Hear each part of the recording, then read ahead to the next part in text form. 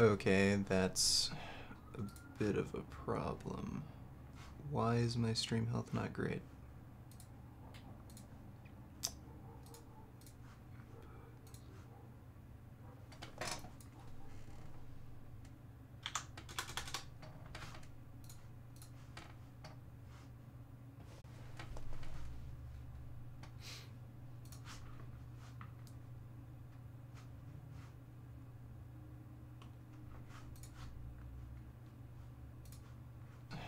A bit of...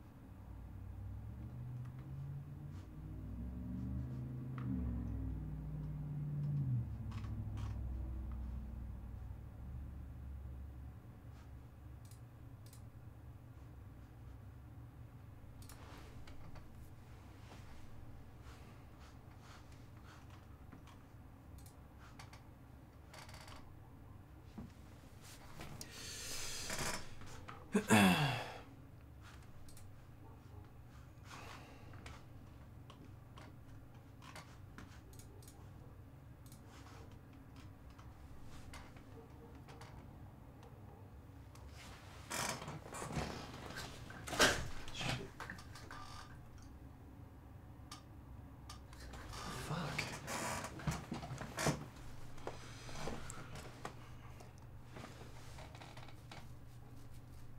Oh my god.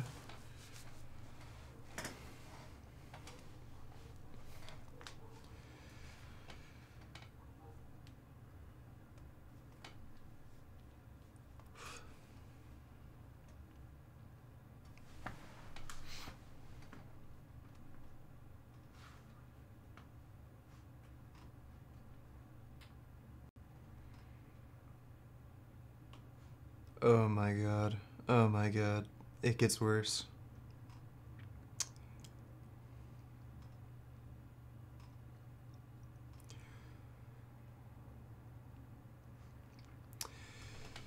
Johnsita Chala, what's going on? Yeah, not much is up. We're going to be mostly looking through Christopher Walker's videos today.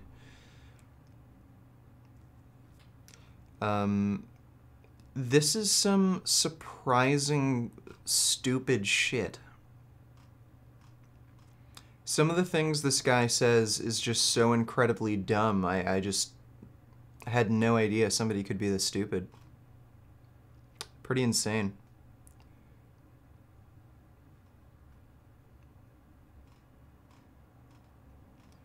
But we'll go through this today. There's also some fucking dogs that won't stop barking. Sounds like they just stopped a minute ago, but that was just going on and on for an hour. It was really weird. I don't know if it was coming from this apartment or a house down the street. Yeah, I've never heard of him before either, but this guy has a pretty decent following, you know. He gets like, you know, over 10,000 views per video sometimes. Sometimes he gets over 20,000. Like, that's not bad. Considering how hard it is to break into YouTube fitness, it is a really, really saturated market. He is getting some views, and he's completely retarded. Well, maybe not completely. Like, some of his ideas are okay. Like, I don't think he's one of those crazy low-carb keto people who thinks carbs are evil, but he says some things, like, he says some things that suggest to me that he doesn't even understand his own arguments. Just gonna wait for a few more people to pop in. I know it's like weekday on Wednesday, but usually still we get about 10 people per stream. Yeah, this Christopher Walker guy, he's pretty goddamn nuts. He's up there on the list.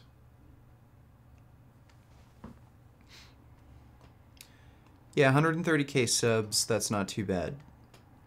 I don't know how many of those subs are him paying for bots, but who knows. Oh, there's the dogs again. Yeah, I don't know whose fucking dogs those are.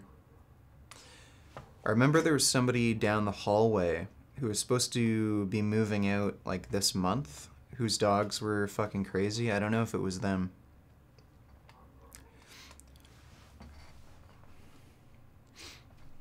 Yeah, I was also thinking of responding to Anissa's live stream on her Twitch channel. It's really stupid.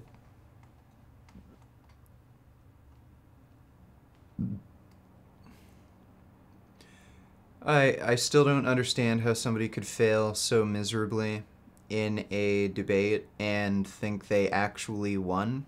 It's really crazy.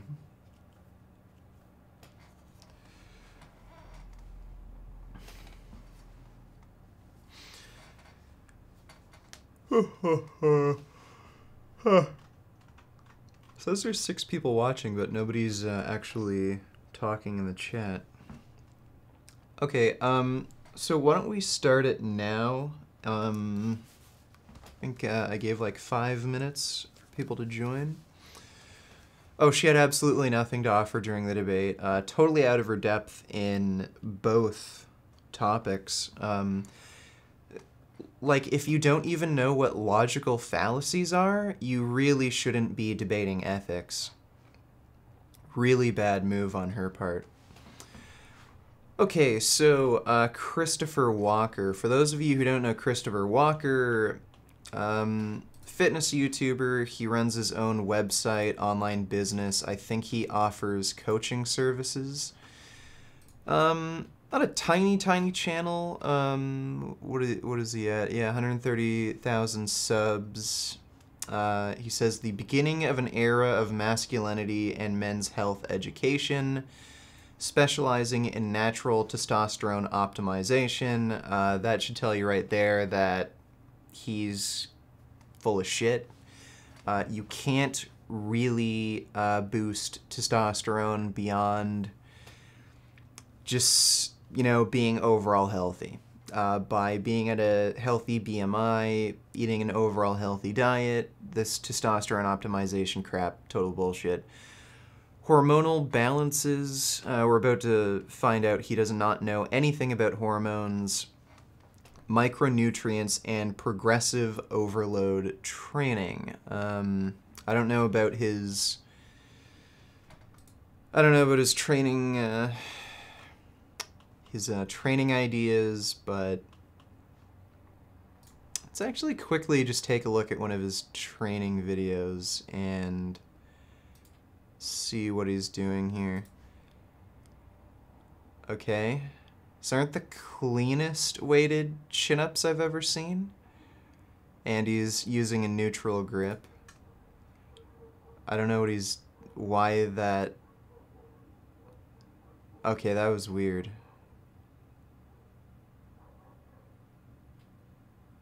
What? I just don't know why he's doing certain things in a certain way.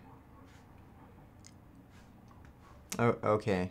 So he did chin-ups, shoulder presses with 90s, which isn't bad. So he's not a weak dude, but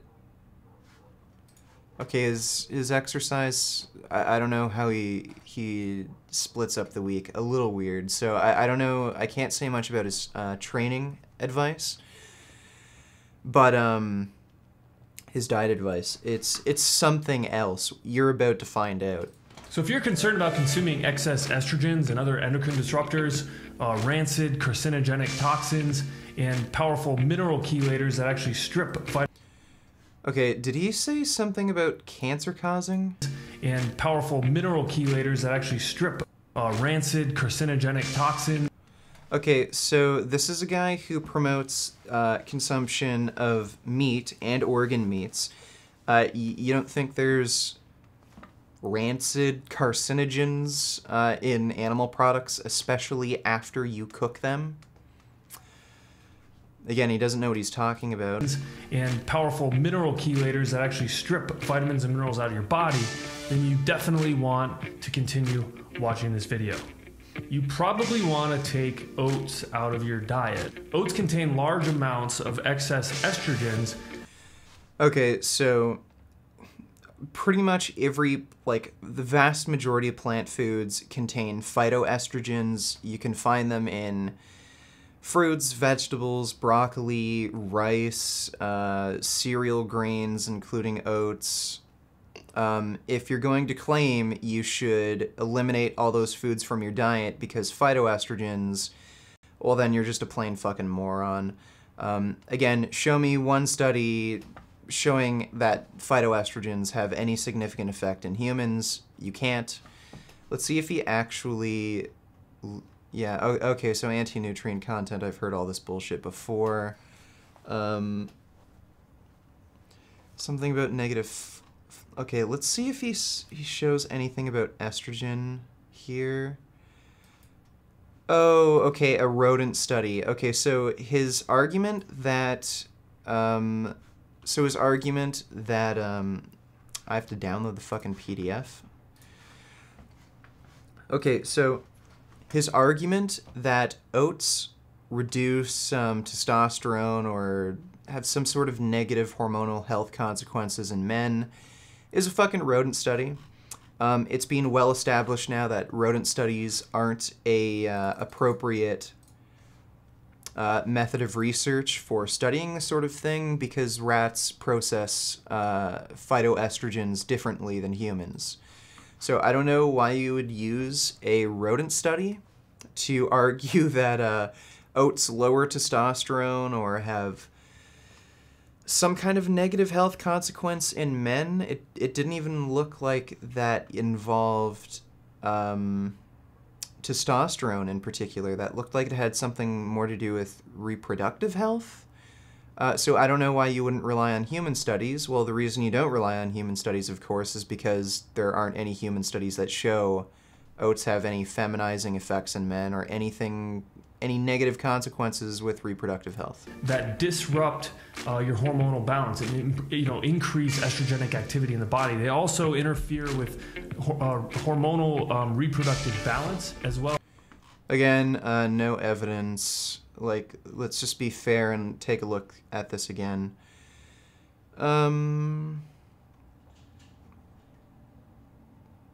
Yeah, it looks like that was the only study he referenced that had anything to do with these claims.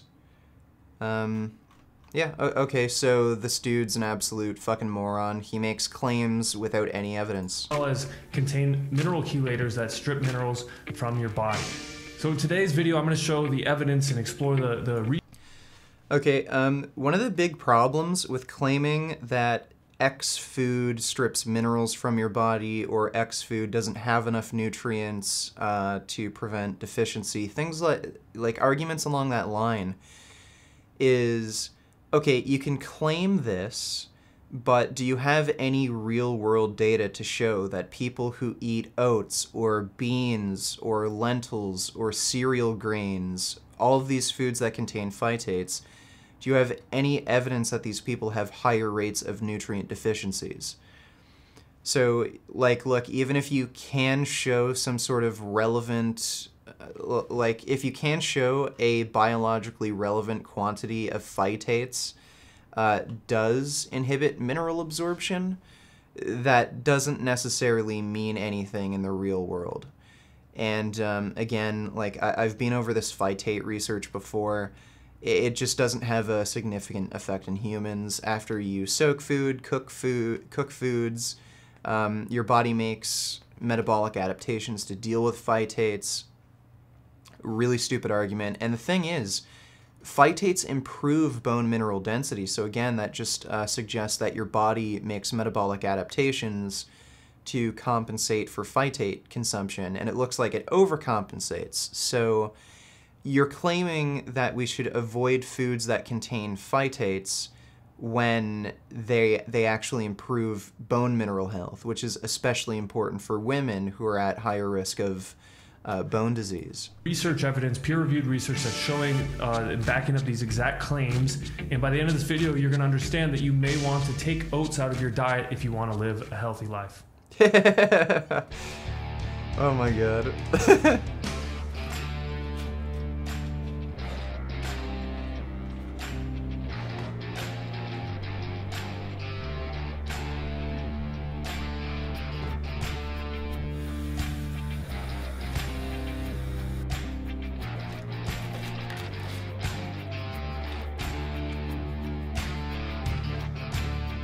Yes! We all know how to make fucking oatmeal. What is the deal with this fucking intro? He has a fucking like 2-minute intro of a guy preparing oatmeal? What?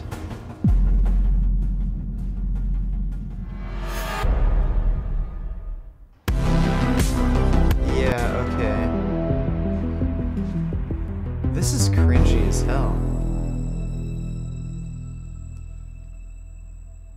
First off, I really think it's important to identify exactly what good health truly means, because a lot of people say this or that food is healthy, or this or that is healthy in general, but they don't really have a... Look, like, I don't even know why you'd have to... I don't even know why you'd have to explain this. I think we'd consider a healthy food a food that either does not cause or prevents against chronic disease, promotes longevity, and does offer actual usable nutrition. I don't know why he's a definition for what health is. A lot of people take their diet cults and they build their identities around those sort of things. We got to rise above that. We have to actually define on a foundational level. You have cult-like fucking ideas around certain foods. Clearly you have this cult-like idea around phytoestrogens. You have no fucking idea of what you're talking about. I don't even think you understand the arguments you're making. It's so bad. In the body, what is truly healthy? And when you try and do this, actually what you find is surprisingly simple. There's actually two things that are responsible for health in the body. The first is you need to correct all micronutrient deficiencies. Your body can't function properly if it's deficient in... Okay, fair enough. Again, where's the research that people who consume oatmeal are at higher risk of vitamin mineral deficiencies? Let's just take a quick look down. Phytic acid, medical dictionary. Okay, so there's... I don't even know why you'd link that. This study showed that because of the dense nature of negative... Okay, that's a different thing. Does he actually mention phytates anywhere else? Is that actually it? Cholesterol, rat study. He didn't actually even link any... Okay, here's a... Is that even a study? States that phytate has a strong chelating property and allows for poor bioavailability in gastrointestinal tract. Okay, so what is this one? Okay, phytic acid, a major phosphorus storage compound of most seeds and cereal grains, contributes about 1 to 7% of their dry weight. Phytic acid is considered to be a natural antioxidant and is suggested to have potential functions of reducing lipid peroxidation as a preservative in food. Finally, certain inositol phosphates, which may be derived from phytic acid, have been noted to have a function in second messenger transduction systems. Potential nutritional significance of phytic acid is discussed in this review. Okay, so the full text isn't even available. So this person... Okay, so I'm not getting a strong indication that this review gives an overall negative light of phytates. In the oats themselves were actually oxidized and degraded before they even get to the shelves, in storage. So this shows that a range of alcohols, aldehydes, alkylobenzenes, dienes, and ketones was identified in... Okay, samples of an Australian oat cultivator. Let me just look through this quick.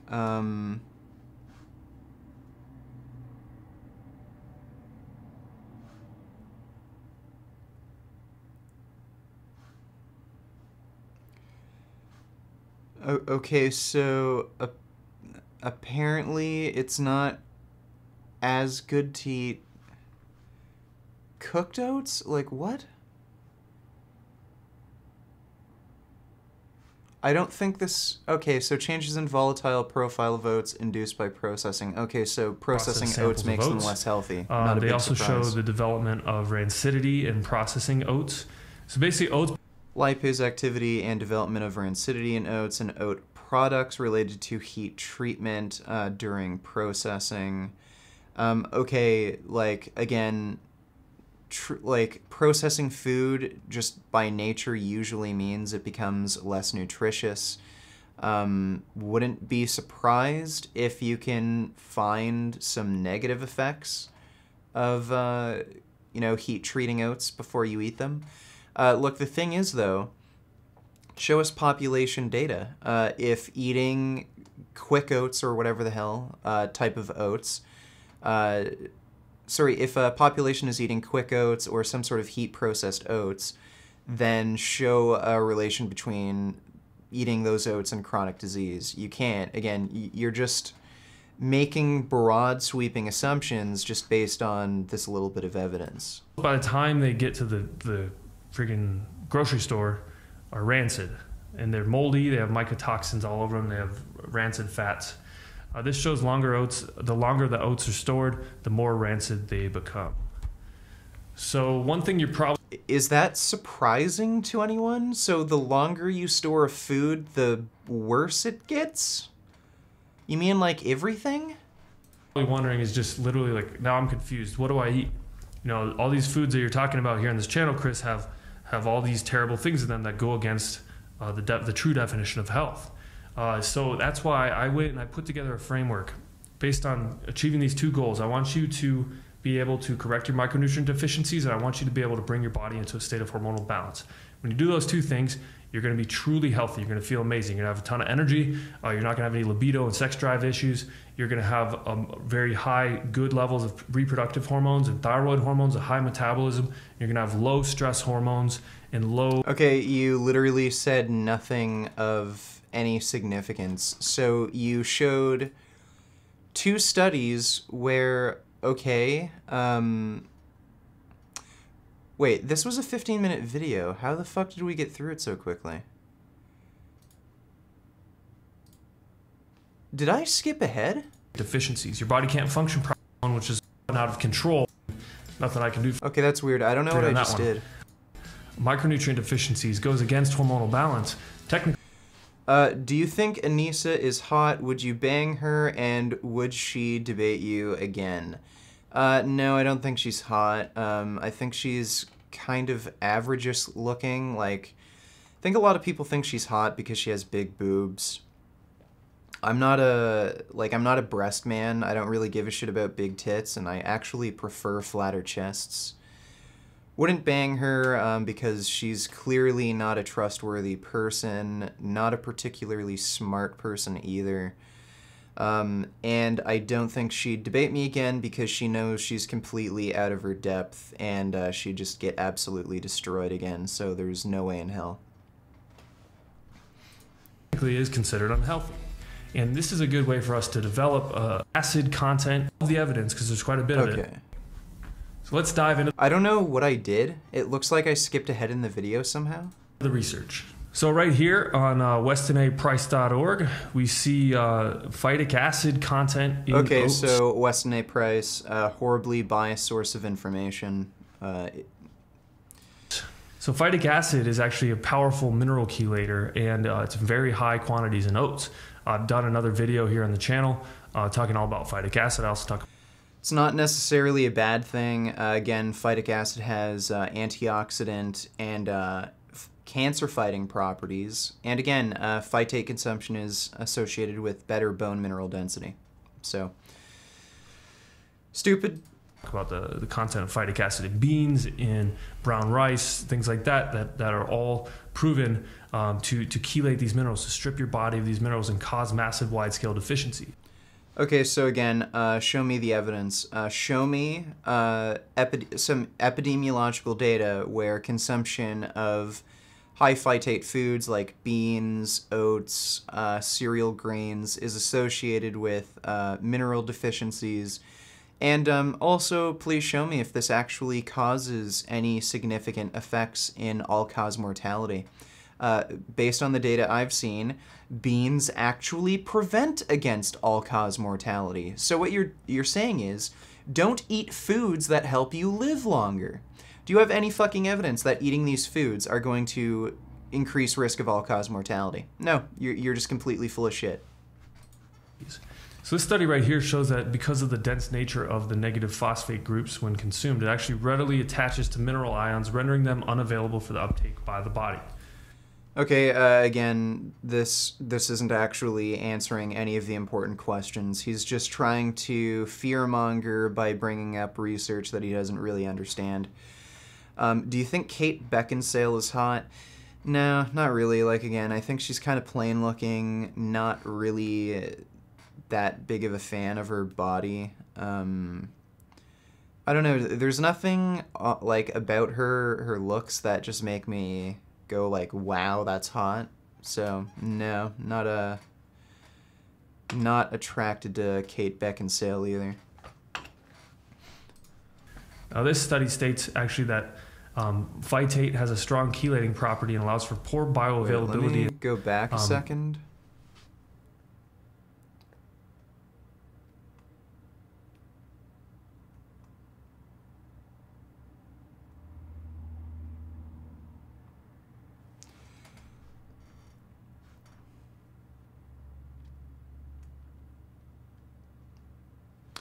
Okay, so look, in order to evaluate mineral absorption from phytate-rich products, all components of diet and food interaction should be considered, and it is hard to predict mineral bioavailability in such products by using only phytate content. So again, even the researchers here are basically saying, okay, like phytate isn't the end-all be-all of nutrient absorption. Phytate has a strong chelating property and allows for poor bioavailability in the gastric. Phytic acid in health and disease. Okay, again, this, I don't think he actually understands the research he's referencing. This didn't actually, like, just from reading the abstract, it doesn't look like this is giving an overall negative view on phytates. Like, look, if you're consuming enough nutrition to begin with, phytates shouldn't really be a problem, and there's ways to reduce phytate exposure by soaking or cooking. Again, it's not really something of concern. Gastrointestinal tract of multivalent metal ions, especially zinc, calcium, and iron. We see this a lot. So watch the phytic acid video. I talk about this stuff a lot, these major deficiencies. In this one, it talks about how phytic acid renders many essential minerals to be... Kate Beckinsale is the hottest woman on the planet? Let's... She's the woman who did the Underworld movies, right? Yeah, she's kind of getting old now, so I mean... Yeah, I mean, I don't know, she looks pretty plain Jane to me. Like, nothing about her appearance, Like, I'm not saying she's ugly or anything. I'm just saying nothing about her appearance just wows me. I don't think she's that attractive. Like, who would I consider, like, hottest, or, sorry, the hottest on the planet? I don't know. Like, I don't know, everyone looks different, and I don't, like, I'm not one of those people who'd say there's definitely a hottest. Like, Riley Reid. I'm hoping this doesn't bring up actual porn. Like, I think Riley Reid is one of the more attractive porn stars. Like, I think she's pretty damn attractive, but, like, I think she's a lot better looking than Kate Beckinsale. Poorly bioavailable. It also talks about the mechanism, and even talks about how it can bind to proteins in certain pH levels. Phytic acid interactions in food systems. I don't, like...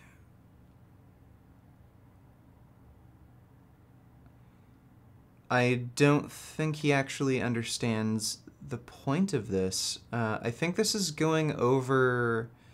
yeah, I think this is going over how cooking and certain acidic environments affect phytate content. On page 212 of this book, they state that the fact that the strong chelating effect of phytic acid has, in that it shows that it forms insoluble compounds with a lot of essential minerals, including copper, cobalt, magnesium, manganese, zinc, calcium, and iron. Now, this one talks a bit about the chemistry with the calorimetric study with several minerals and their binding potential with phytic acid. This study was shown to cause an increase in excretion of minerals, nitrogen, amino acids. Phytic acid and phytase implications for protein utilization by poultry. This is an animal study, and it's looking at how to most effectively feed chickens. Why is he referencing this? The effect of the ingestion of myo-inositol hexaphosphate and phytase on the digestibility of casein was investigated using growler broiler chickens. Why the fuck is he referencing this? Okay, so because chickens couldn't absorb protein as well when they were fed phytates, that means we shouldn't eat it? What? This one showed that sodium phytate actually decreased the pepsin activity. Effect of phytate on partially hydrolyzed phytate on in vitro protein digestibility. Let's see. Okay, so basically they had some... So they were looking at whether or not certain phytates will inhibit pepsin on the digestion of casein. And bovine serum albumin, that's a fancy word for protein in the blood. The digestion of casein and bovine serum albumin was reduced by 14 and 7% respectively. Okay, so first of all, this is an in vitro experiment, so not particularly relevant in the real world. I don't even know what fucking point you're trying to make. Like, again, why aren't you using some real-world human studies, some randomized control trials, just basic prospective studies? Again, this is all just, like, laboratory data, essentially, that's pretty goddamn meaningless. Doesn't really tell us anything about actual health outcomes. What do you think of the horny vegan and what the hell happened to him? I don't know who that is. Like, does he have a YouTube channel? He sounds familiar. Was he in our live streams sometimes? Yeah, I can't find his YouTube channel, but that name sounds familiar. Activity and digestion of protein. This study showed a dose-dependent manner of phytate causing inhibition of lipase activity. We see a lot of enzymatic interactions, like inhibition of important enzymes when consuming phytic acid. Who cares? Here you see also... Who cares? Again, show me like actual health outcome data. Again, you're just providing some laboratory data where, okay, phytates inhibit absorption of X and X and inhibits certain enzymes. Okay, does that fucking mean anything in the real world? You're just making assumptions here. So that there's a good increase. And a lot of the research he's linking is garbage. Like, what the fuck do I care if chickens can't digest protein as well if they're fed phytates? Like, the inhibition of pepsin as phytate intake increases as well. Okay, so another in vitro study. So again, not like this just literally does not matter. Did they also use casein here again? Let's see.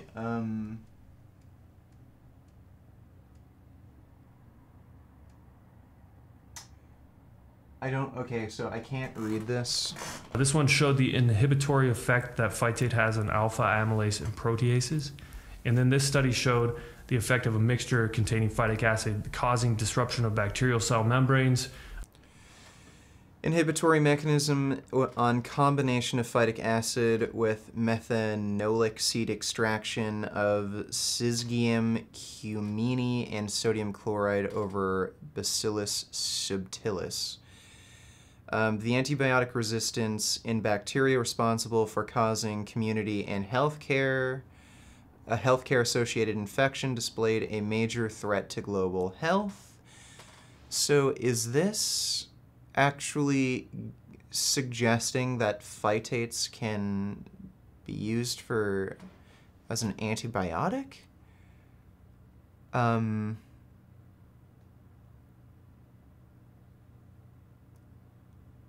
Okay, so apparently phytates inhibit the growth of bacteria.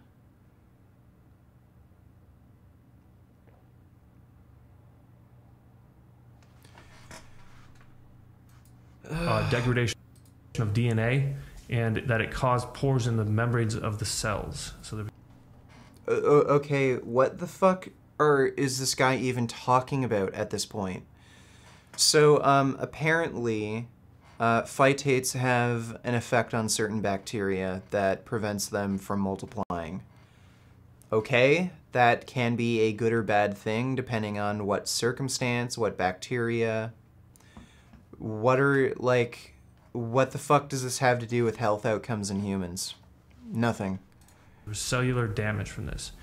So let's look at some of the direct health effects of oats. You know, and people, and these are studies with oats that they're showing these effects. Thank fuck. So this one showed basically that the consumption had a reduction in all male reproductive parameters, including testosterone and spermatogenesis. Okay, effect of Avena sativa oats on spermatogenesis and reproductive health. Let's see. So, infertility is a major problem of the day amongst men and women, and marked by no pregnancy even after 1 year of unprotected intercourse. Almost 30% of infertility has been related with male factors, low sperm concentration, motility, which is basically, sperm motility is just how well the sperm, it's like basically sperm quality. Viability and morphology, factors like pollution, drugs, stress, lifestyle changes, toxicants, and insufficient nutrition have harmful effects on spermatogenesis and reproductive health. Fluorine is one such potent toxin, a toxicant to which humans are exposed, and the problem of fluorosis was known for long in India. Fluorine. Let's just look that up real quick. Fluorine, chemical element. It is the lightest halogen and exists as a highly toxic pale yellow diatomic gas at standard conditions. Okay. The present research has been undertaken to evaluate the efficacy of Avena sativa as a nutrient and food supplement to lower the fluoride-induced infertility in male rats. Okay, so rats. Okay, another rodent study.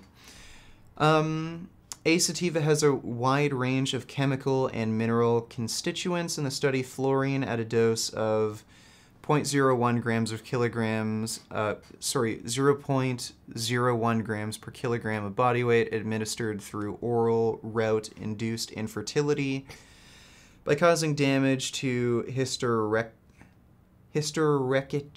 I don't know some of these terms. Of the testes and decrease the level of serum testosterone, FSH, so follicle stimulating hormone, and LH, luteinizing hormone. Treatment with hydroalcoholic extract, A-sativa. A-sativa resulted in decreased damage to the reproductive organs and lesser impact on sperm parameters. So this is actually in favor of oats, you fucking moron. So not only is this a rodent study, which is completely irrelevant for humans, but the study actually found that if you're exposed to certain toxicants like fluorine, eating oats reduces the damage. This guy can't even fucking read. What the fuck? Horny Vegan was the dude who used to write sexual comments on almost every one of my videos last year. Well, I mean, I think he stopped because he probably got tired of doing it, or he got a job or something, whereas he found his time is, like, valuable, so he should not waste his time doing that sort of stuff.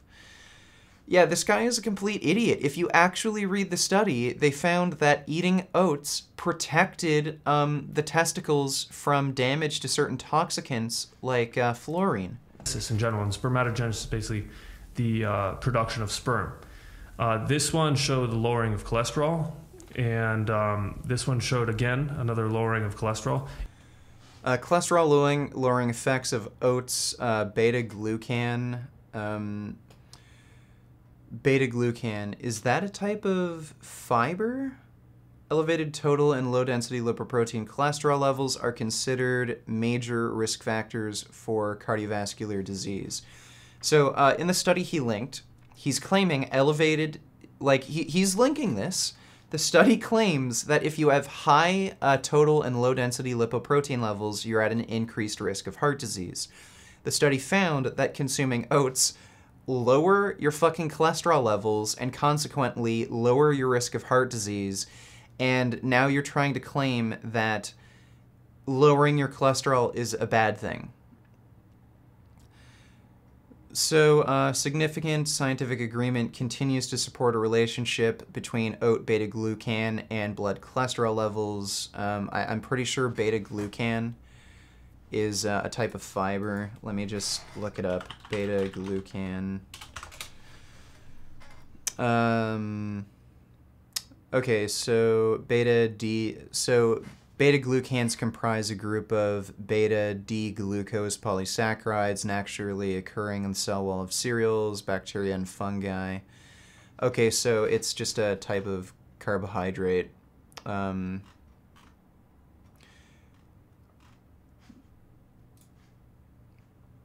Okay, so it's a type of carbohydrate. I'm not sure if it is a type of fiber, but yeah, it is at least a type of carbohydrate. If you want to know more about why lowering your cholesterol is bad, I recommend watching watch my polyunsaturated fat.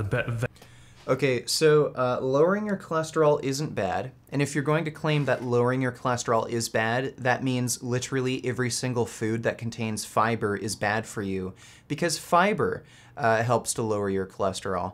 Fiber absorbs bile acid, so rather than reabsorbing bile acid, the fiber will soak it up and then you'll shit out the fiber, and you'll lose bile acid.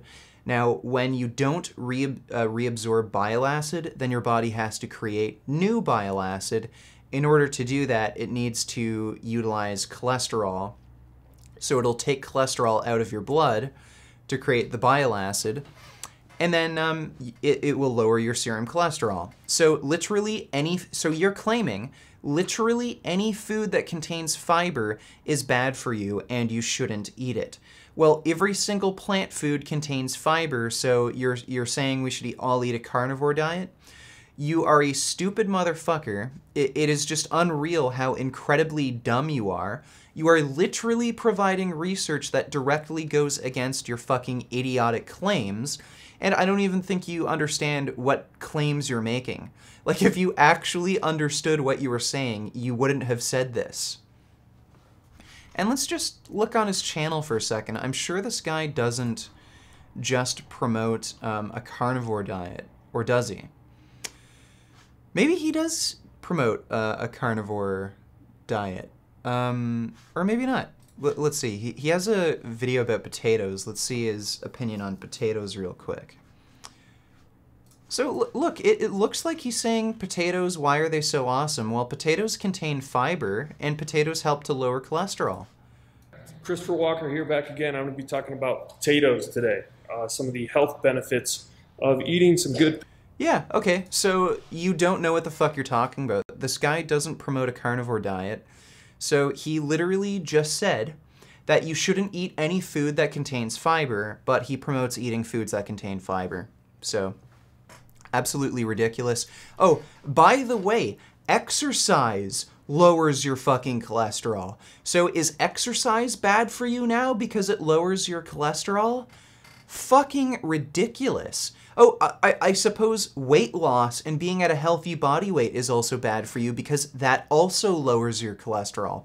The fatter you get, the higher your cholesterol levels, and that's as a direct effect of being overweight. Not just your diet, just being overweight raises your cholesterol. So we shouldn't eat any plant foods that contain fiber. We should only eat meat and animal products that have no fiber whatsoever. We should make sure we don't exercise at all because that will lower our cholesterol. And we should also make sure that we're overweight, as overweight as possible, because that will drive our cholesterol levels up as high as possible. So absolutely ridiculous. I think you will probably tie high cholesterol to increased testosterone somehow to make it look like it is a bad thing. There's no link between serum cholesterol and testosterone. Those are two different things. You use cholesterol to produce testosterone, but that doesn't actually mean having higher cholesterol increases testosterone. It's just a ridiculous fucking idea. When is the Eric Berg Worst of the Healthcare Industry vid coming out? Very soon. I'm going to finish writing the script for it this week. The problem is I do need a costume, and it might be difficult to get that costume. Especially since it started snowing and there's ice everywhere, and and my fucking heated gloves broke down. I ordered heated grips to replace the normal stock grips on my bike. I don't know how long, or sorry, I need another component to actually put them on. I don't know when that shit is coming. But I'll at least write the script for Eric Berg, Worst of the Healthcare Industry this week, and hopefully I can just get the costume and everything and get it all done by next week. Vegetable oil conspiracy. Watch that video. Talk all about how the cholesterol thing is just a big myth and it's used for propaganda right now to basically poison your body. Yeah. This one shows a greater postprandial increase in insulin and glucose. Okay, viscosity of oat bran enriched beverages influences on gastrointestinal hormonal responses in healthy humans. Viscosity of oat bran enriched beverages. What? Viscous fibers including beta-glucan. Okay, so beta-glucan is a type of fiber. In oat bran favorably affects satiety as well as postprandial carbohydrate and lipid metabolism. However, effects on fiber viscosity, on modulation of satiety relate to gut hormone responses are largely unknown. So let's see. The oat bran beverage with low viscosity induced a greater postprandial increase in satiety and plasma glucose. Insulin, I don't know what some of this shit is.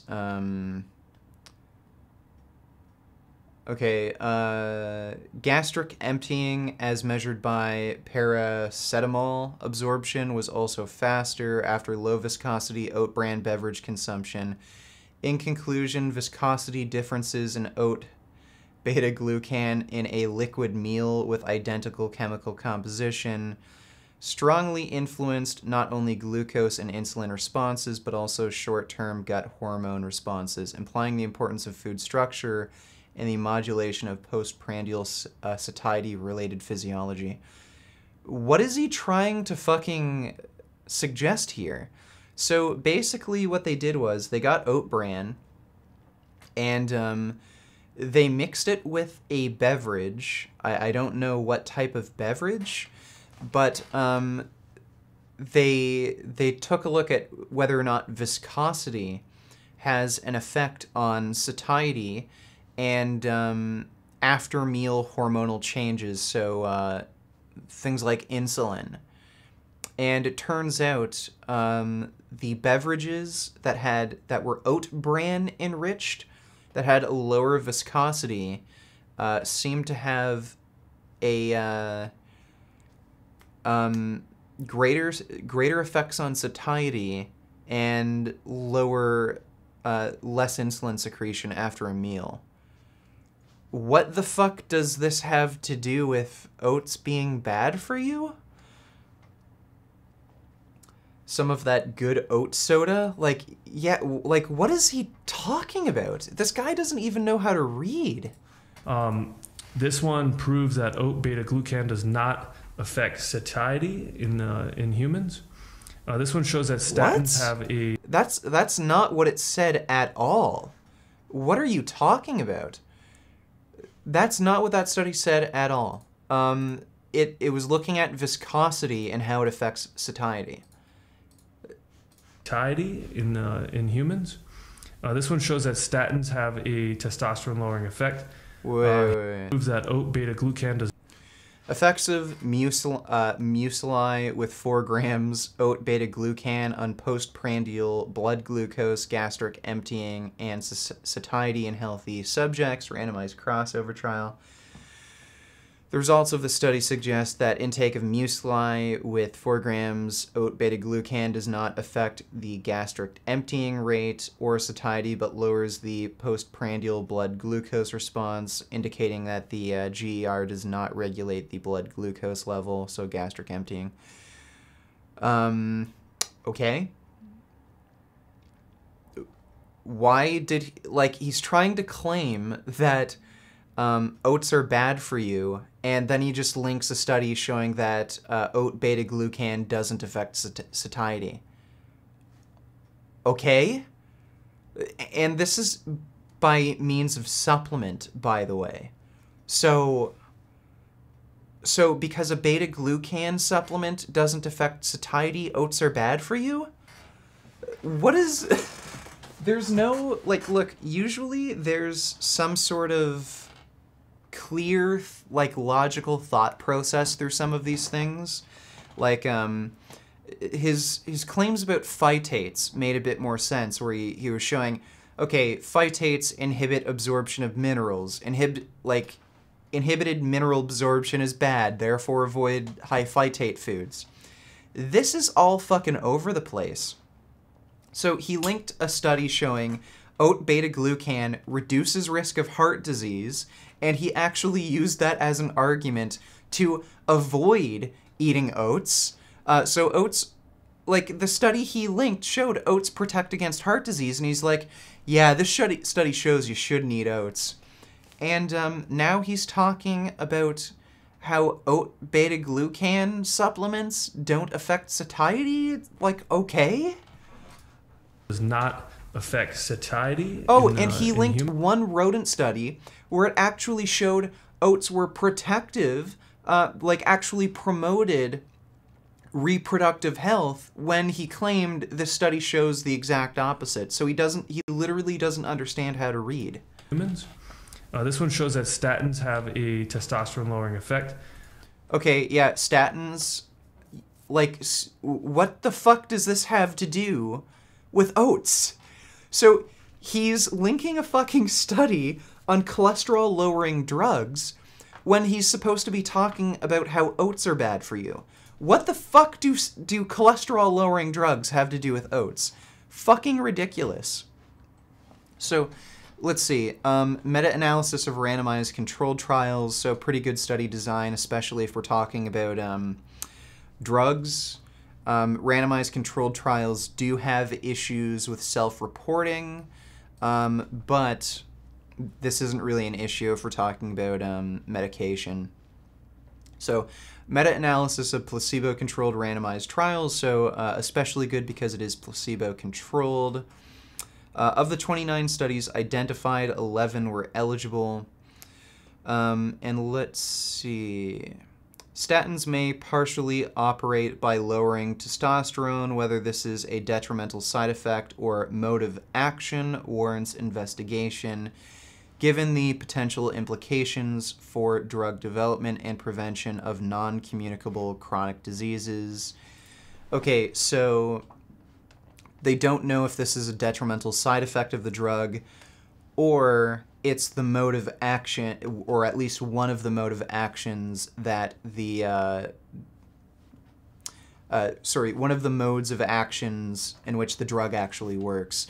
So basically, this is just what, like, they still don't know whether or not this is actually negative.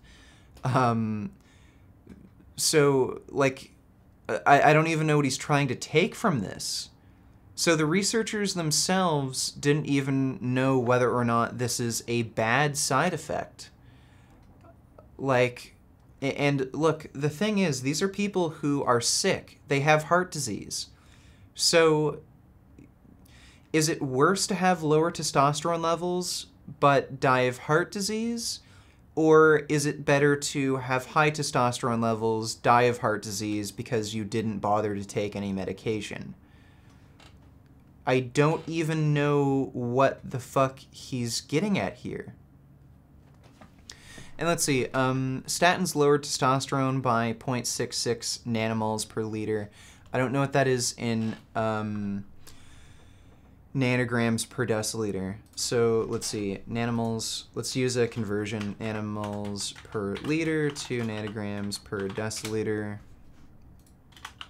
Testosterone. Okay, so 2 to 25 nanograms per deciliter equates to 0.07 to 0.8, let's see, 0.66 nanomoles. So that's nothing. So testosterone was lowered by like 20 nanograms per deciliter? Let's, just to be absolutely sure. Just to be fuck, really? You're gonna do this? Okay. Can't use that one. Okay, nanomoles per liter, 0.66, was it? Yeah, 0.66. Okay, so 19 nanograms per deciliter. A reduction in testosterone by 19 nanograms per deciliter is absolutely fucking nothing. Your testosterone fluctuates more throughout the day. So when you wake up, you'll probably see, like, orders of magnitude more difference in your testosterone concentrations. So when you wake up, that's when your testosterone levels are at the highest. It might be 700 or 800 nanograms per deciliter. By the end of the day, it might be around 500 nanograms per deciliter. So this fluctuation, like in terms of like libido, giving you energy, sex drive, ability to recover from a workout, 19 nanograms per deciliter is absolutely fucking nothing. Overall statins, okay, so this looked at men and women, it looks like. Mainly middle-aged with hypercholesterolemia, statins, lowered testosterone. Okay. So, and in young women, statins lowered testosterone by 0.4 nanomoles per liter. So let's go with the 0.4 figure.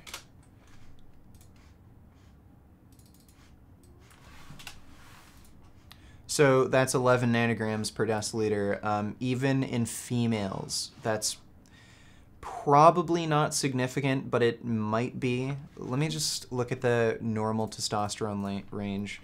Normal testosterone female. Okay, so normal testosterone levels for a female is between 50 and 70 nanograms per deciliter.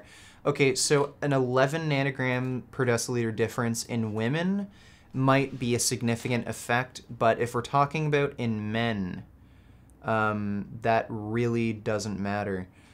And it sounds like this is only done on women. I don't even understand how that's considered clinically significant if they're actually analyzing men and statins lowered testosterone by like 19 nanograms per deciliter. That's literally nothing. Here we see that beta-glucan again effectively reduces testosterone and DHT. Antrodan, a beta-glucan obtained from Antrodia cinnamomea mycelia, is beneficial to benign prostate hyperplasia. So, look, okay, wait a second. Antrodia cinnamomea mycelia. That sounds like a fungus. Chinese herbal medicine attracts much attention. So this is some sort of, okay, so this thing is some sort of herbal thingy? And apparently it contains beta-glucan. Beta-glucan has shown a diversity of bioactivities involving anti-cancer, immunomodulatory, and anti-inflammatory effects. So this sounds like they're suggesting beta-glucan has health benefits, you stupid motherfucker. And again, you didn't read this research, did you? Only a few literature references have cited the biomedicinal effects of Antrodan, which is a unique beta-glucan present in Cinnamomea mycelia. So this type of beta-glucan isn't even found in oats. So again, the study isn't relevant to what he's talking about. Using the Spargu-Dolly rat model. So again, another rodent study. Antrodan also effectively suppressed the serum level testosterone and DHT and downregulated aromatase, estradiol, and the expression of the androgen receptor. So it lowered pretty much everything across the board. Testosterone, DHT, and estrogen. And it also prevented testosterone from being aromatized into estrogen. And this is a rat model. So again, I'd say this wouldn't happen in humans. I think this is just rats' unique metabolism. I don't know what the fuck this guy is thinking. I'm convinced he might actually have a learning disability. My name's Christopher Walker. I mean, take a look at this guy. He's wearing, like, a backwards hat indoors for no reason. My name's Christopher Walker, and I'm about to tell you how I reclaim my manhood. Okay, yeah. This guy's an actual retard. How I reclaimed my manhood. Okay, yeah, dumbass.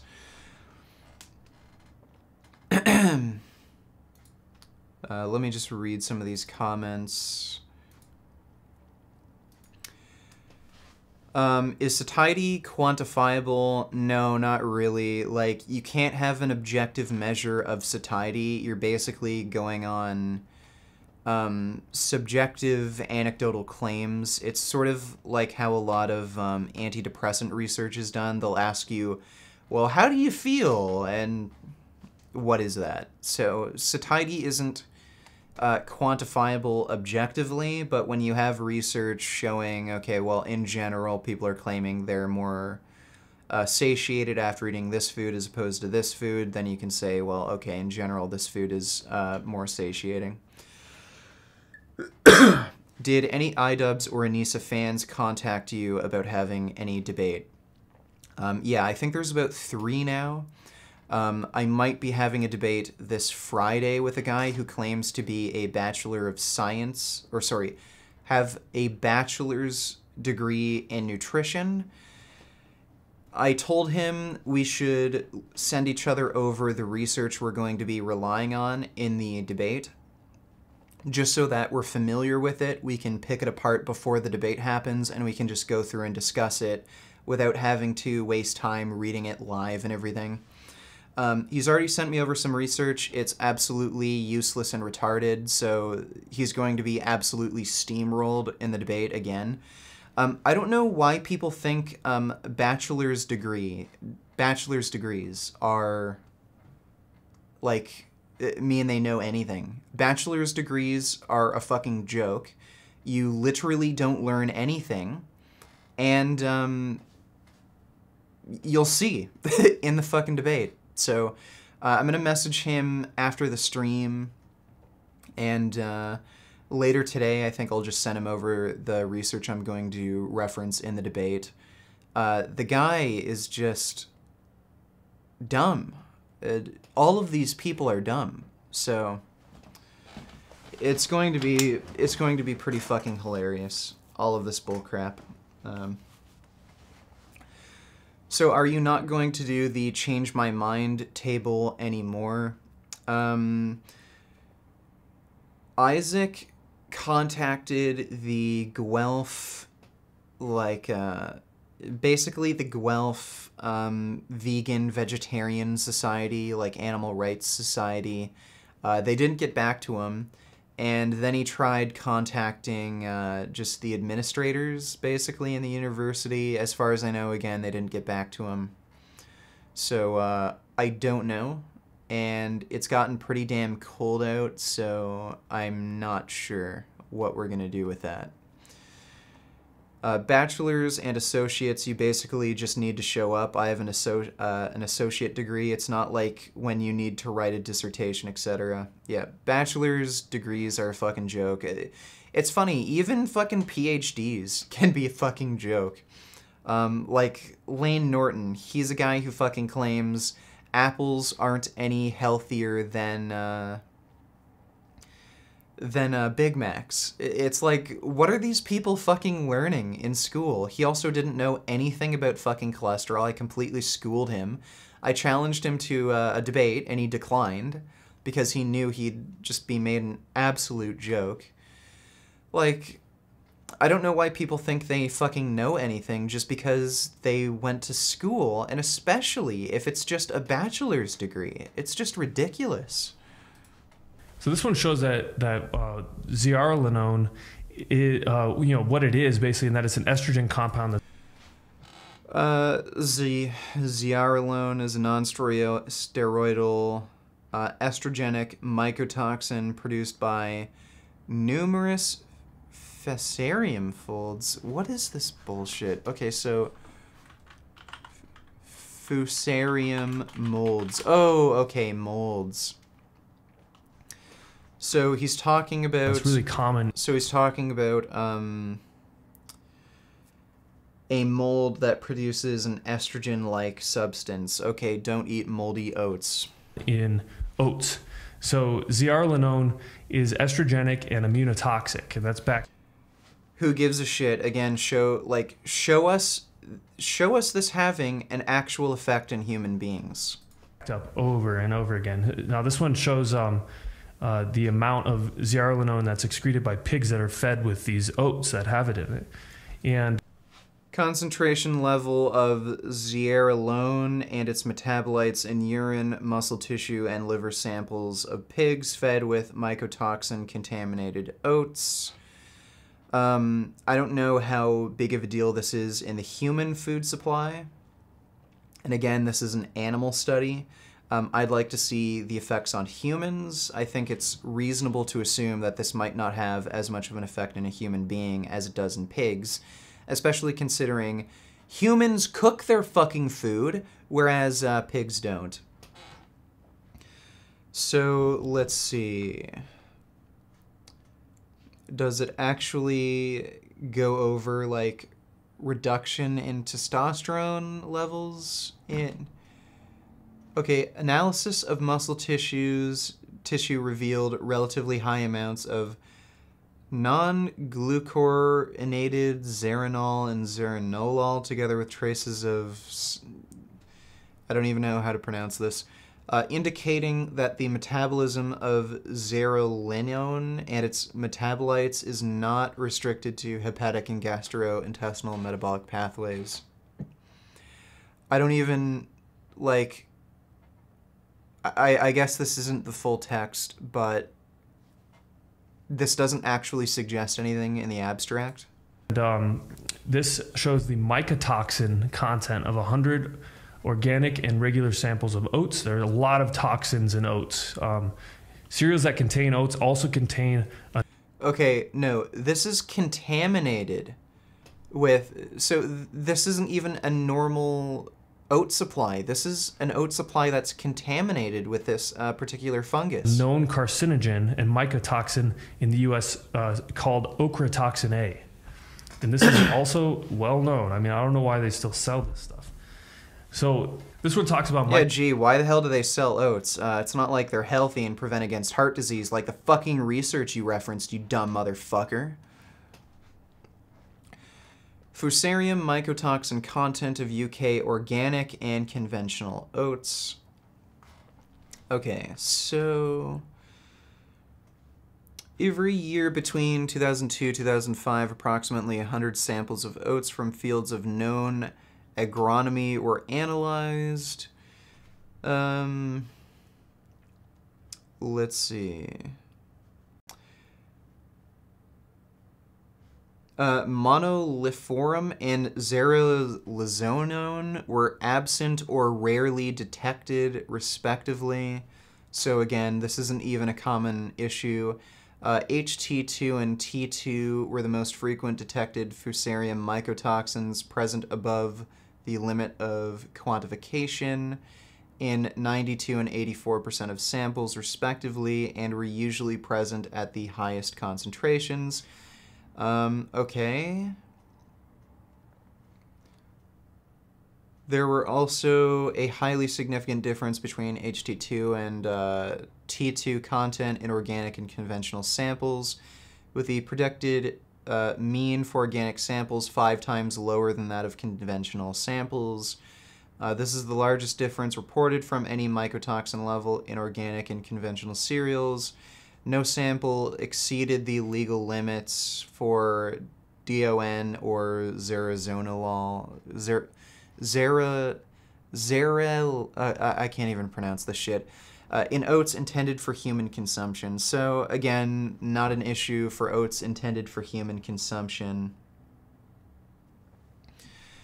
Depending on the limit set for unprocessed oats intended for human consumption, the levels detected here could have serious consequences for the UK oat processing industry.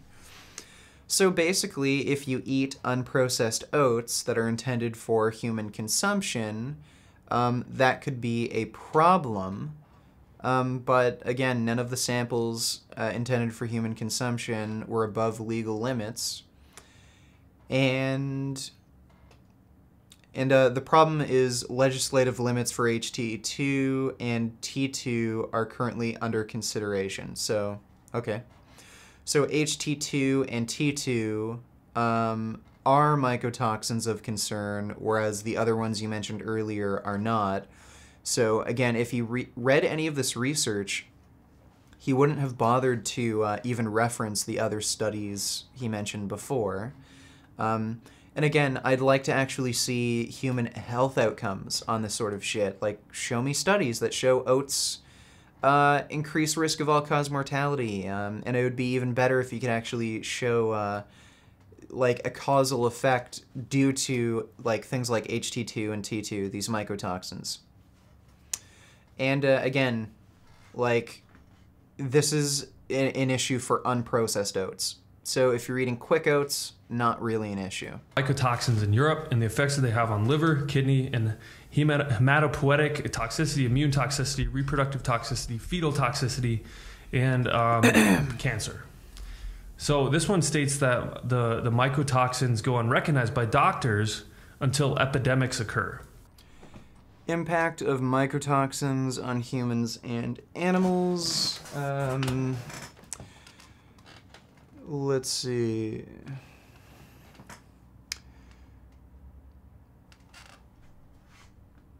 Exposure to mycotoxins is mostly by ingestion, but also occurs by the dermal and inhalation routes. The diseases caused by exposure to mycotoxins are known as mycotoxicosis.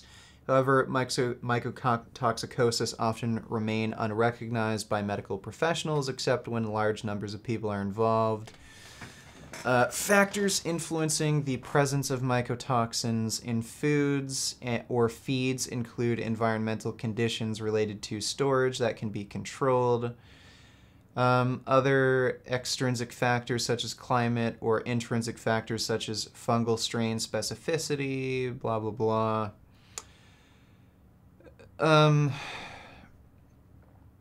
Like, again, he's just reading off the abstract in this. I'm not going to bother reading the full paper, but again, if you're going to claim that oats are bad for you, then show us randomized trials or just, you know, normal prospective studies showing an association between oat consumption, chronic disease, or all-cause mortality. You still aren't fucking doing that. You're just fear-mongering by cherry-picking research that you clearly haven't even fucking read. What are some of the next vids that are coming out? Well, I'm going to make a response to Jeff Nippard. Let's see. I'm definitely gonna make a fucking response to this moron. I can't fucking remember now. But for today, I was actually planning on making a response to Jeff Nippard in a stupid fucking video about how dairy is fucking healthy. Just ridiculous, stupid fucking idiot. He's claiming he doesn't know anything about cholesterol, but he's talking about something that requires knowledge of cholesterol research to talk about. Jeff Nippard's a fucking idiot. And yeah, like the Dr. Eric Berg Worst of the Fitness Industry, that will be coming out. Should have some more training videos coming out soon as well. How would you explain to a person why high insulin inhibits fat burning and thereby restricts fat loss to occur? It really doesn't. Look, the only time insulin is really going to inhibit fat burning is if you're actually injecting insulin so if you're diabetic and you're injecting insulin into your body, that's the only time it's going to have any real significant effect, but even still, it's not that significant. Like, weight loss is not hormone driven, it's just driven by calories in, calories out, just the laws of thermodynamics. Even if you're injecting insulin shit, yeah, okay, it'll make it a bit harder, but it won't make it much harder. It doesn't have a very significant role in fat loss. So, eat less, move more. That's how you lose weight. It's not a big deal. And by high insulin, I mean foods that cause higher insulin secretion. No, like foods that cause higher insulin secretion, it's not going to negatively impact fat loss, at least not to any significant degree. One of the researchers, Kevin Hall, he made a great study that I reference all the time, where they took two groups of people. It was a metabolic ward experiment. They had one group follow a high carb, low fat diet where they didn't remove sugar from their diet, and they had another group follow a restricted carbohydrate, higher fat diet. The people on the higher fat diet had over 20% less daily insulin secretion, but the people with higher insulin secretion ended up losing 80% more body fat. So insulin does not have a significant effect on weight loss. This whole fucking insulin weight loss idea, it was made up by Gary Taubes. It was based on some rodent research, and it doesn't have any significant effects in humans. So, like, the insulin theory of weight loss, totally fucking debunked. Off topic, and sorry for the many chats, long-time viewer, first-time caller, lol, but do you have any opinion on brown fat and its reported activation by cold capsicum ingestion? I don't really have much of an opinion on it. Like, look, there are things you can find, like, you know, capsicum, so eating hot chili peppers, going out in the cold, apple cider vinegar. There's these weird little things that you can find that have been associated with accelerated weight loss. You can try it. Like, look, there's nothing bad that could happen from eating more hot peppers. They're good for you. Exposing your body to extreme cold, that can maybe be dangerous.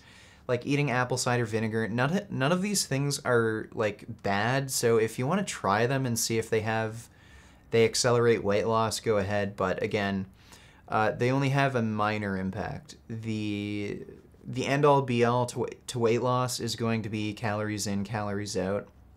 These are just novel methods to maybe help you lose weight, but they're not going to be all that significant.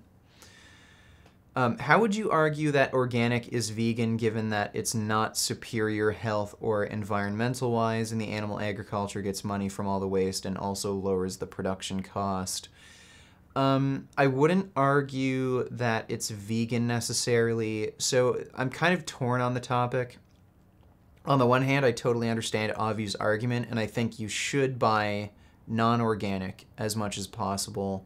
The issue is, there are a lot of products on the market that are advertised as vegan that have vegan ingredients, like Silk soy milk. I think maybe Gardein has some ingredients in their products that are organic. I know there are other, like Tofurky. There are a few like mock meat brands that might use some organic ingredients. Like, does that all become not vegan anymore? Like, should we not recommend people eat any of these mock meats if they're going vegan, just because they include some organic ingredients? So that's a little bit of a gray area I'd like to discuss. But I would agree now that you should avoid organic. I was avoiding organic to begin with because I think it's a fucking scam. I think it's just a way to overprice bullshit, like just inferior products.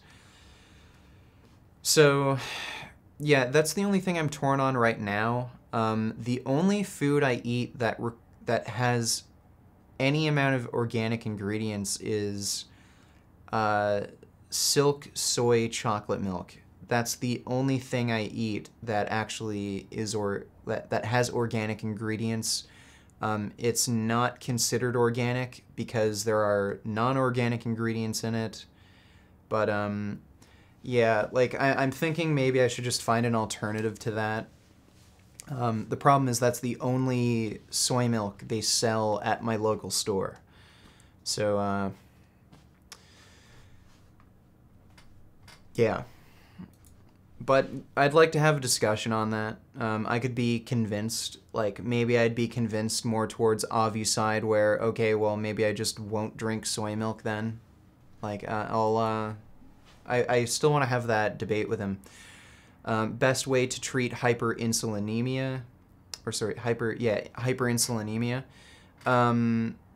So eating a low-fat diet, particularly a diet low in saturated fat. Now,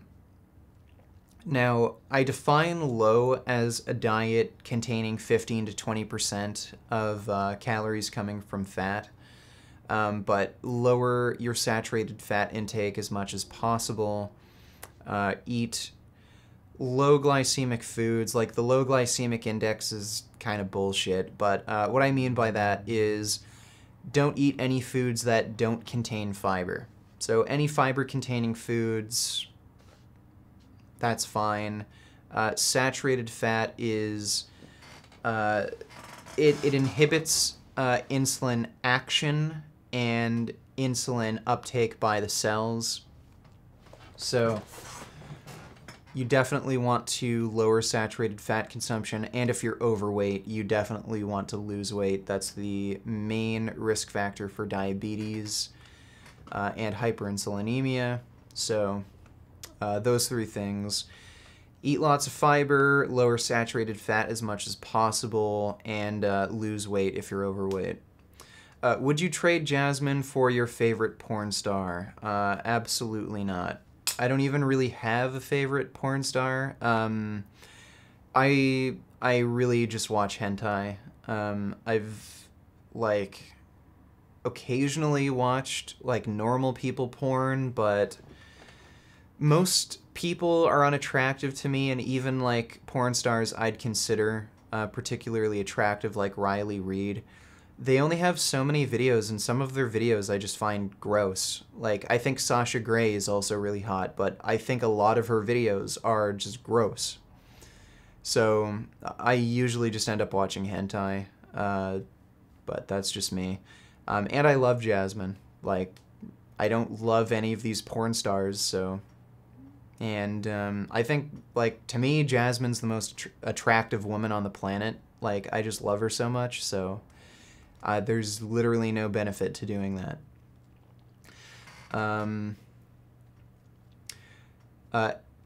Evelyn says, and Athlete Shake is also organic? No, it's not. It's non-GMO. I'm pretty damn sure, unless they changed the formula. Athlete's Shake... gluten-free, GMO-free, soy-free, natural ingredients. Yeah, it's not organic. Non-GMO doesn't mean organic. It just means GMO-free. So, yeah, it's not organic. Yeah, non-GMO is different from organic. Ain't that the truth? They're not looking for this stuff. So this one shows the effect of mycotoxins on dogs, and that it slows their metabolism down. Who cares? Show us health impacts on humans. Nobody cares about fucking chickens, pigs, or dogs, or rats. Show us the health effects in humans. This is so fucking insane. And again, this relies on people consuming tainted samples. So, look, if you're going to use this mycotoxin argument, well, okay, then we shouldn't eat any meat, because how often does meat get contaminated with E. coli and shit? Just ridiculous. Down, and that a common treatment for mycotoxin in food does not work. This one shows ochratoxin increasing mortality, not morality, mortality and the rate of E. coli infection in broilers. Oh my god, another fucking chicken study. What is it with this guy and animals? This one shows zearalenone effects on female pig reproduction. What the fuck? Chickens, pigs? So we're using rats, chickens, pigs, and dogs as an argument against eating oats, because when they're exposed to high levels of mycotoxins, it gives them negative health effects. And again, like, you have to consider the oats that they're eating isn't intended for human consumption, so they're at a lower quality. Like, what the fuck is this bullshit? These negative effects. Does it contain some organic ingredients? I don't know. You'd have to contact the company. I really doubt it, because if it did, the guy probably would have mentioned like it contains 80% organic ingredients or something. So if it does, it contains so few that it's not even worth mentioning. But you'd have to contact the company. As far as I know, there aren't any organic ingredients. Organic is really just a fucking scam. I still want to make a video about it and have that discussion / debate with Dr. Avi. Effects. This one shows zearalenone in urine and muscle tissue in oat-fed heifers. Oh, it does? It's on the ingredients A lot list? of livestock eats oats. Oh, okay, so wait. Metabolic profiles of the mycotoxin zearalenone, and so we've already gone over, like, he's referenced a research showing that zearalenone is rarely ever present in oats that are intended for human consumption. Let's go to the... Yeah, okay. Well, you gave a link. Ingredients. Okay, organic blueberry powder, organic. Okay, so it's the other ingredients. Yeah, like, again, this is kind of a weird gray area for me again. Like, am I supposed to, like, if somebody's looking for a protein supplement or something, am I supposed to say, well, no, that vegan protein powder you've been taking, the Athlete Shake, or what's the other one, Vega, it's not vegan, so you should just get a non-organic, like, hemp protein or something. I don't know, it's just a little weird. I can understand the... So I still understand the argument here where you're actually indirectly supporting animal agriculture, but at the same time, just from a practical perspective, like promoting the vegan movement, it just feels very weird and awkward to me that I'd have to explain to somebody, oh no, you can't eat Silk soy milk, or you can't eat that particular brand of mock meat because it contains organic ingredients. It just seems like a bit awkward and weird. So I'd actually like to discuss this with Dr. Avi. Christopher Walker here, back again with some... Oh, wait. Wrong video. Obviously. This one showed 23 mycotoxins that are present in baby food, cereal, formulas, etc. Okay. Wait. Let's go back. An overview of 23 mycotoxin presence in baby foods from Italy. Estimated the mycotoxin exposure of Italian infant... This is not written well. Estimated the mycotoxin exposure of Italian infant over baby foods. Like, this isn't even written in proper English. In the study of a total of 75 commercially Italian samples of baby foods. This isn't even written in proper English. So 13 infant formula milks, 11 dairy products, and 25 cereal-based baby foods, 16 fruit and vegetable compotes, and 10 fruit and vegetable purees were analyzed. The presence was carried out by evaluating... this is written so poorly, it's hard to even read. Let me just skim through this.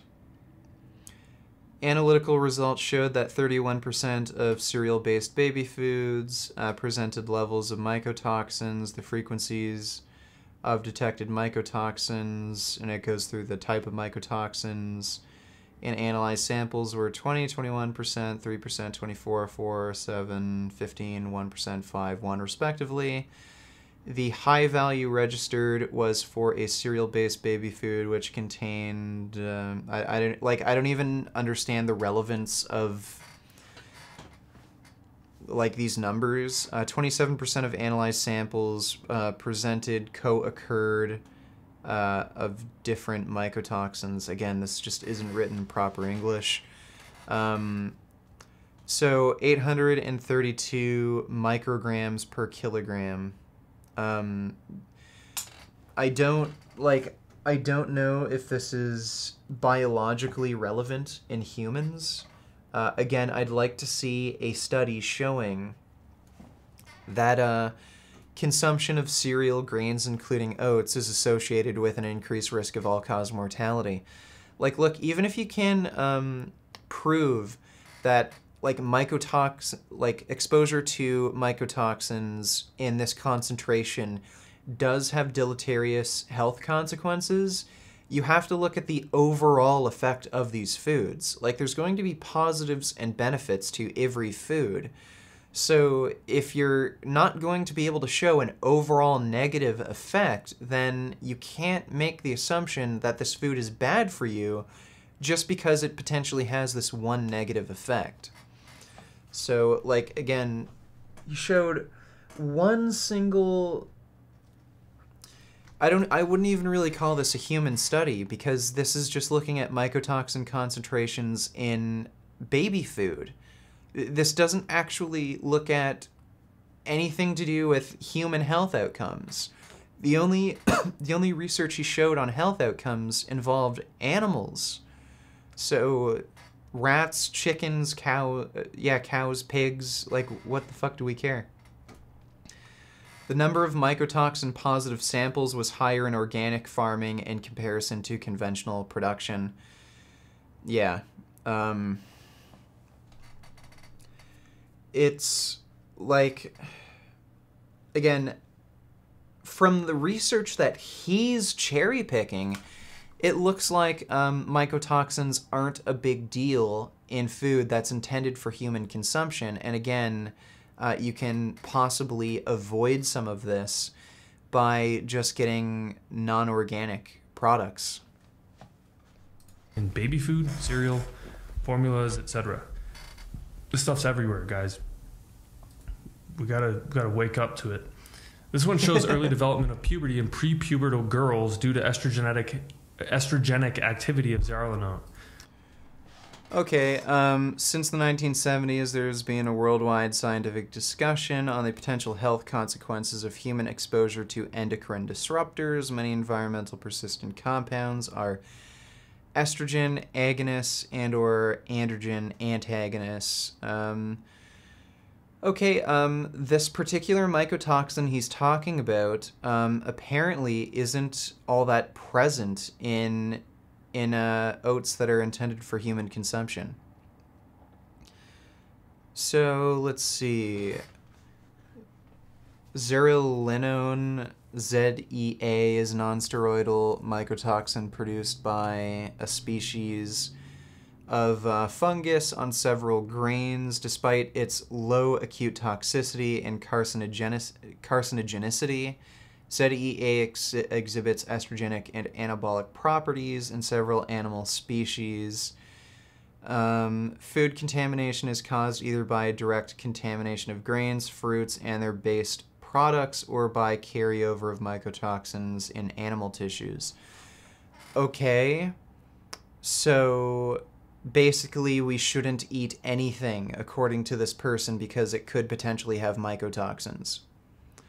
Again, this sounds more like an issue of industry regulation rather than the responsibility of an individual to kind of make food choices to avoid these sorts of things, because it seems fundamentally unavoidable.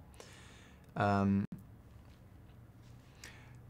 really, like, again, we have to look at things from a holistic perspective.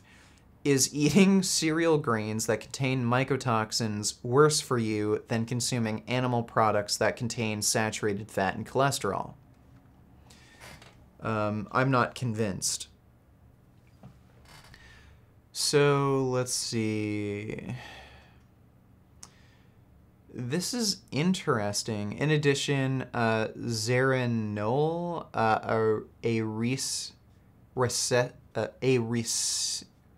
resourcil lactone derived from ZEA has been widely used in the USA as a growth promoter to improve fattening in rates in cattle. Let's see. A great epidemic of premature thalarche and precocious puberty occurred in Puerto Rico. To explain this condition, it was suggested that dairy and meat products could be contaminated with anabolic estrogens such as ZEA or alpha ZAL, subsequently worldwide other groups.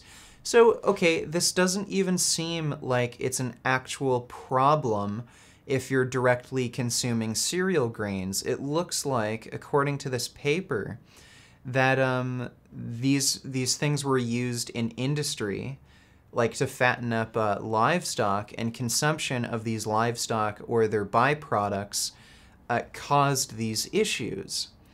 And according to this paper, ZEA or alpha ZAL are they're biomagnified when animals consume these cereal grains that are contaminated with these mycotoxins.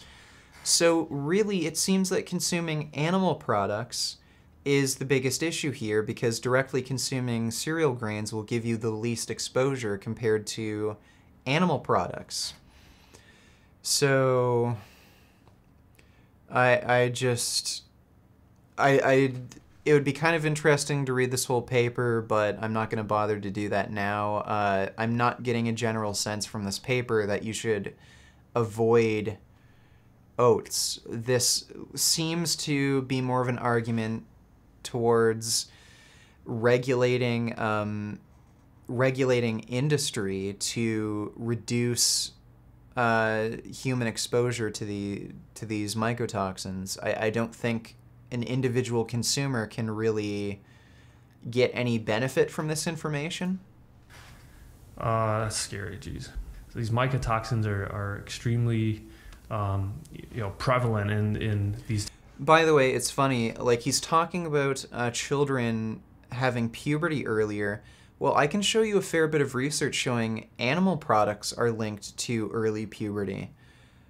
So, and again, that didn't actually have anything to do with oats, that study.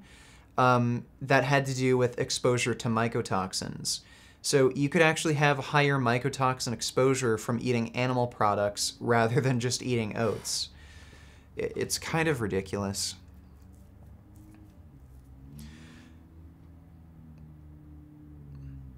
Do you have hope in humanity reaching the environmental goal in 12 years? Really doubt we're going to reach that in 12 years, but we'll see. Who knows? If we stop using coal and switch to nuclear, especially if there's more breakthroughs in fusion technology, if electric cars start to really take off, then maybe.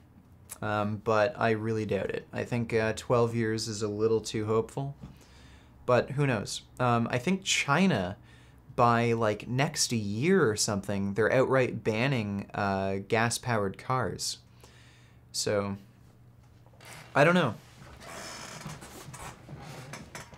May result from consumption of plant-derived foods that are contaminated with toxins, the carryover of mycotoxins and their metabolites in animal products such as meat and eggs. Yeah, I noticed that. Like, it's really weird. This guy isn't mentioning that this mycotoxin issue is more of a problem from consuming animal products because of biomagnification. What was your favorite meat/animal product before you went vegan? I don't know if I really had a favorite. Like, I guess Cadbury cream eggs. It kind of sucks that I can't eat those. I think Cadbury cream eggs are fucking awesome, but yeah, they have dairy in them. Yeah, I'd say that's really the only thing that I really liked. I really didn't give a shit that I had to give up steak or anything, because I didn't really eat it that much anyway. And, like, I mean, meat is pretty fucking overrated.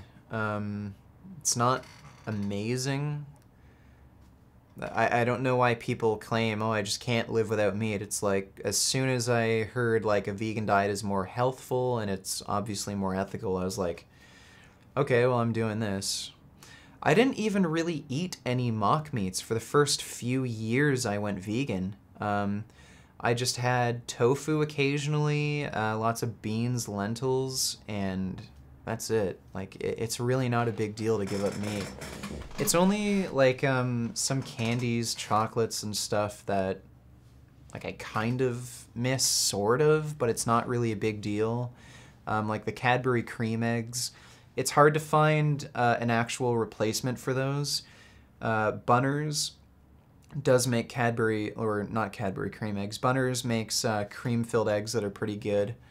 But yeah, there's not really much I miss. But my favorite meat before I went vegan, I don't know. I guess I liked sushi. I didn't like chicken much. Steak was okay, but it had to be like a really good steak, seasoned and everything. I was never a huge meat person. Like, I did eat a lot of meat when I was bodybuilding, but that was only because I thought I had to. But it's not like I really enjoyed it.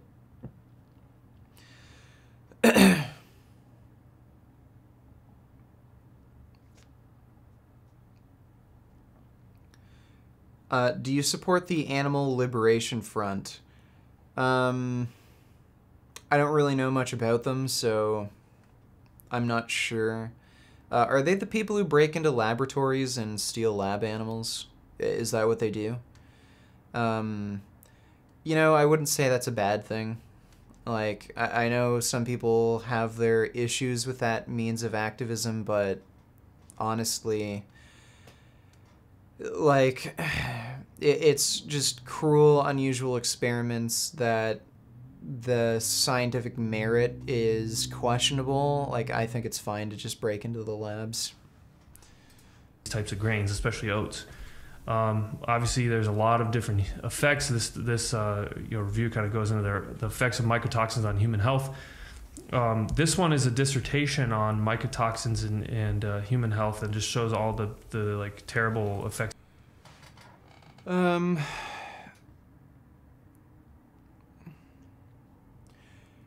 Again, this, like, he's making broad assumptions. So basically, because mycotoxins are found in cereal grains, therefore you shouldn't consume cereal grains. Well, again, you're making assumptions that cereal grains are the main source of mycotoxins. Like, again, the study you referenced showed that mycotoxins essentially biomagnify in animal products. So if anything, you want to avoid animal products in particular. And I still haven't really seen any kind of randomized trials or prospective studies showing that consumption of cereal grains increases risk of all-cause mortality. Again, this has to be taken from a holistic perspective. Is possible mycotoxin contamination worse for you than not eating cereal grains and, in place of that, eating animal products? Again, you haven't shown any actual research to suggest that. You're just making broad assumptions, and, like, he clearly doesn't understand what he's fucking reading. The ALF also liberates farm animals. You know, I don't have any ethical issue with that. Like, as long as they're not violently attacking people, and they're, like, I know this is technically considered terrorism, which is fucking stupid, but as long as their means of activism is non-violent, they're just, you know, taking animals, freeing them from laboratories or farms, and just, you know, getting them to a sanctuary, I don't have any problem with that. So, yeah, like, I support that sort of thing. I don't have any actual moral argument against it, so. All foods are subject to contamination, so thus we shouldn't eat food. Exactly. any food can be contaminated with anything, so this is just ridiculous. That it has on your metabolism and your hormones in general. This shows the toxic effects of zearalenone and the toxic effects it has on in vitro maturation of cells. Again, another in vitro experiment. This guy is so fucking stupid, it's insane. Okay, so it looks like he's finally done with the mycotoxin shit. Beta estradiol. This again shows more endocrine disruption of zearalenone. Pigs! Okay, so pigs again. Again, no fucking human research. This is so brutal. Do you think the premiere of the Game Changers will make a big difference for the movement? I don't know. I don't know how the movie is going to end up being received. I'm sure a lot of people will claim, well, oh, Patrick Baboumian is on steroids, Nimai Delgado steroids, that other German dude steroids. I'm sure they'll all be accused of taking steroids. Like, so I don't know how the movie's going to be perceived, but I'm sure a lot of people are going to accuse everyone of being on steroids. If anything, contamination is a reason to abstain from animal products due to bioaccumulation. Well, exactly. And not only that, like, plants don't shit. You can say whatever you want about these mycotoxins, but they're not going to kill you. Antibiotic-resistant bacteria, including E. coli, can kill you. So, this is ridiculous. Known as pigs who eat oats. This shows an oat-based diet increasing estradiol and fibrinogen levels in women. Okay, the effects of diet enrichment with a hulless oat cultivated on glucose.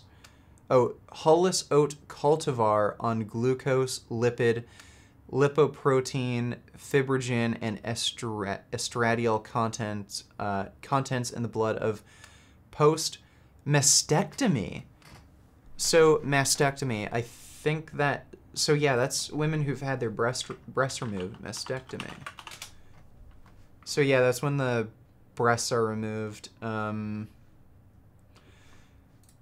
So I don't know why you're trying, like, okay, so I don't know why a guy who's focusing on manhood is referencing a study on women who've had breast cancer and they've had their breasts removed. Let's see, the aim of the present study was to evaluate the effects of enriching the uncorrected diet of post-mastectomy women with a hulless oat act cultivar on the subject's blood glucose. Okay. I don't know what this is actually. Like, I don't know what that is. Hulless oat cultivar.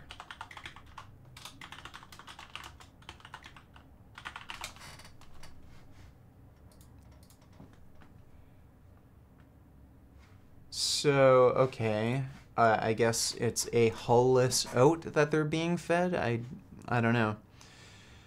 Let's see.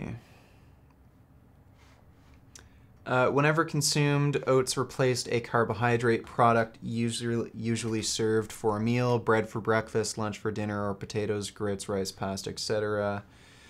The oat enrichment was found to produce a statistically significant reduction in the glucose and HDL cholesterol. And HDL cholesterol, as well as significant increase in the fibrinogen concentration. The post-hysterectomy women showed a significant increase in blood. So hysterectomy. So is that ovaries removed? Hysterectomy.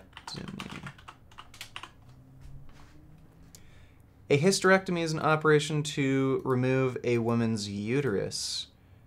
Okay, you don't think that's kind of important to mention, that only the women who've had their uteruses removed had an increase in estradiol levels?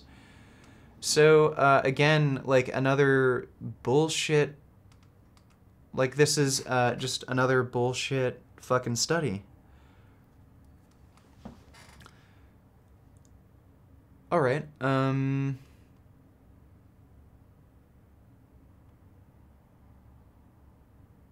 So they also had a reduction in cholesterol.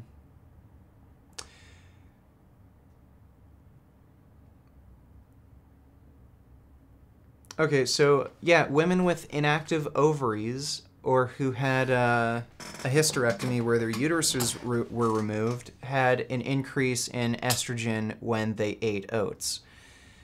That's not a problem if you have inactive ovaries. You want to increase estrogen if you're not producing estrogen endogenously. Because if you don't do that, then you're going to be at extremely high risk for bone diseases, including osteoporosis. So this guy isn't even understanding the research he's referencing.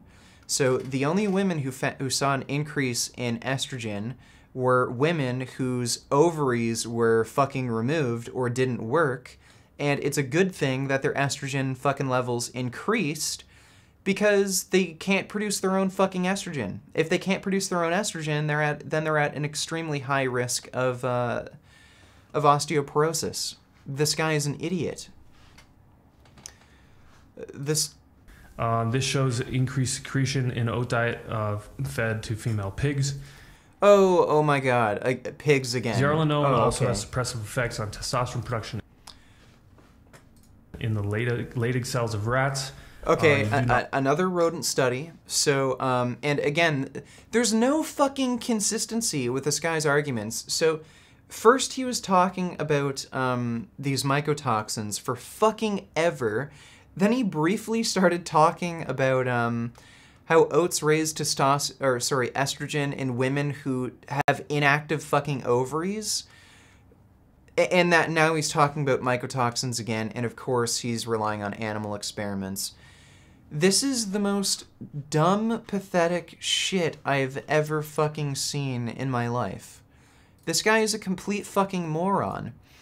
Why did people give me his channel and claim, oh, this guy looks at research, he's pretty well read? He's a fucking idiot. He literally cannot read. Okay, so lambs, another animal study. Let's keep going through. Effects of commercial processing on levels of antioxidants in oats. Okay, so the more processed, the less antioxidants. Big fucking deal. Effective heat treatment of lipid stability in processed oats. Okay, again, he's going to make these fucking claims about, oh, heat treating oats is so terrible for you. Okay, well, where's the fucking actual data to show negative health outcomes?